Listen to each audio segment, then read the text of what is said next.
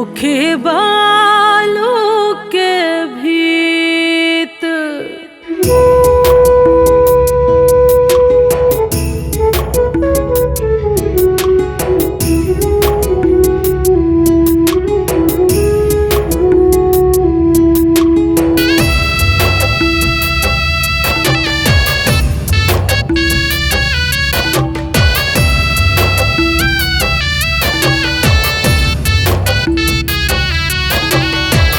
बाबूजी के छाया उठल, माई के संगवा छूटल, कलहरे कर जुआ फाटे, जिंदगी से खुशियाँ लूटल।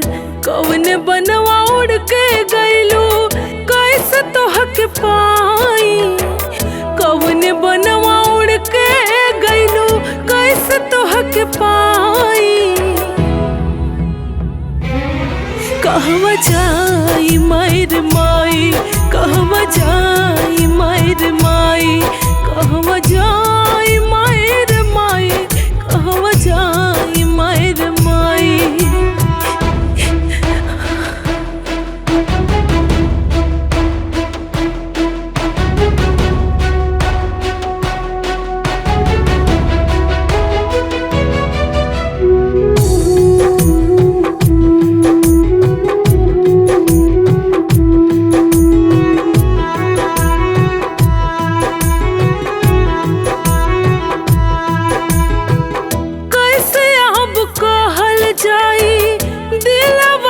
बतिया एक पल न बिसरेले, माई के सुरतिया, माई के सुरतिया।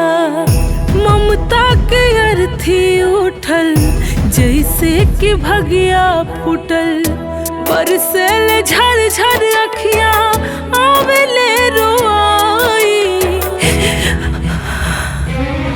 कहवा जाई मायर माई, कहवा जाई मायर माई, कहवा जाई मायर माई, कहवा जाई मायर माई।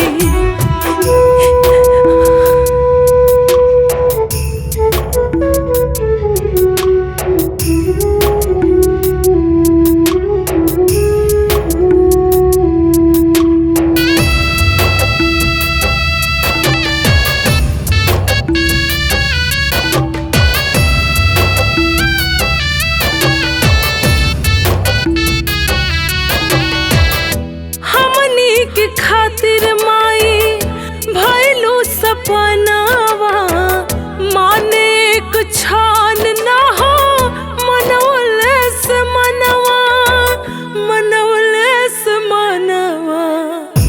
ऐसे नहिया टूटल, जैसे किस्मतिया रूठल, छोड़ के तू हमनी के भइलू पराई। कहवा जाई मायर माई, कहवा जाई मायर माई, कहवा जाई मायर माई, कहवा जाई मायर